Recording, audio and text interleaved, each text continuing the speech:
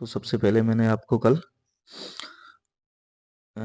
Diary of Anne Frank के thinking about test का पहला क्वेश्चन करवा दिया था, है ना।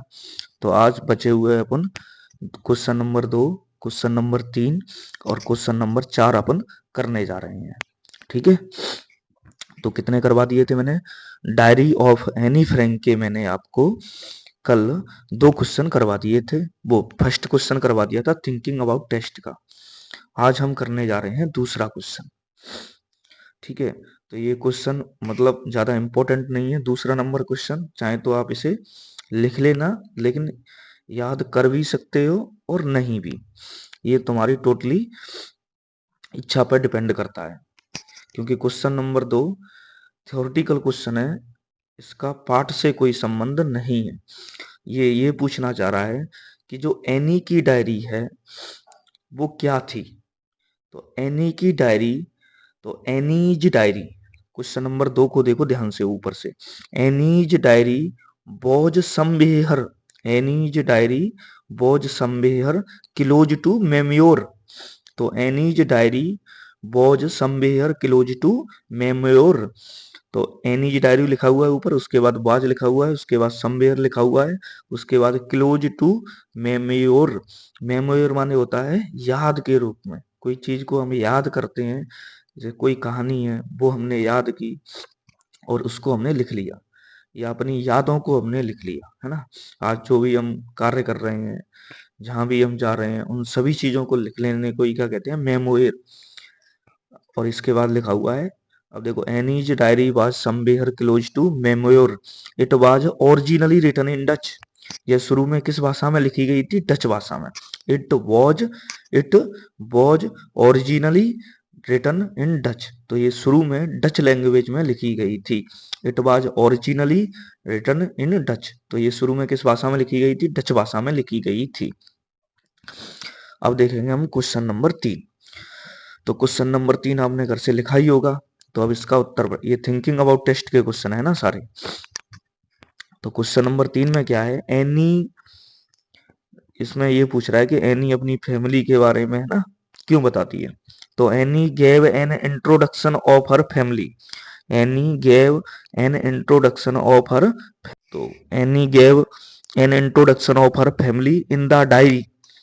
वो डायरी में अपनी फैमिली का इंट्रोडक्शन देती है। क्वेश्चन नंबर 2 को देखेंगे, क्वेश्चन नंबर 3 को। Any gave an introduction of her family, any अपनी फैमिली का इंट्रोडक्शन देती है इन द डायरी, किसमें? डायरी में। बिकॉज माने क्योंकि, क्यों देती है? सी वॉन्टेड टू टेल, वह बताना चाहती थी। सी वॉन्टेड टू टेल, वह बताना चाहती थी। क्या बताना चाहती थी? अबाउट, के बारे में।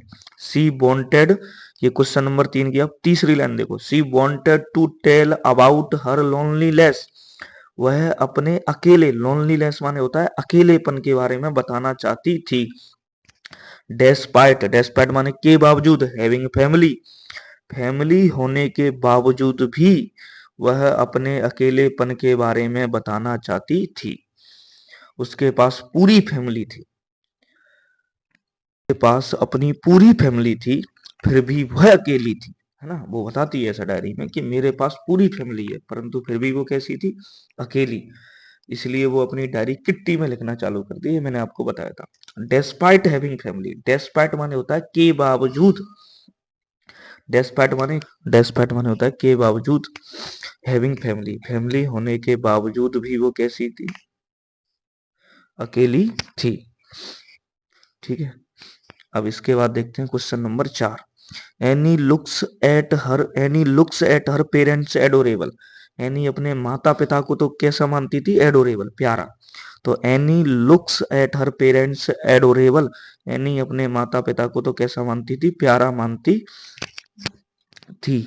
Seize all love for her grandmother, उसका सारा प्यार, she's all love, all love माने पूरा प्यार, फोर, फोर माने के लिए, हर ग्रैंड मदर, उसका पूरा प्यार किसके लिए था? ग्रैंड मदर के लिए था। वह ग्रैंड मदर से बहुत ज्यादा, दादी से अपनी से बहुत ज्यादा प्यार करती थी।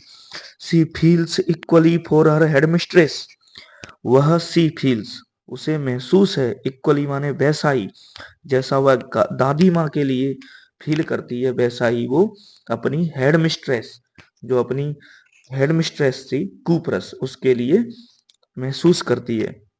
सी आल्सो लव्स, वह वह आल्सो लव्स भी मिस्टर कीसिंग को भी वह लव्स करती है ना, मिस्टर कीसिंग को भी क्या करती है, वो प्यार से मानती है, क्योंकि कोल्ड हिम ओल्ड फोजे, इसलिए वह उसे ओल्ड फोजे बुलाती है ना। तो मिस्टर कीसिंग से भी वह अच्छा व्यवहार है उसका, है ना।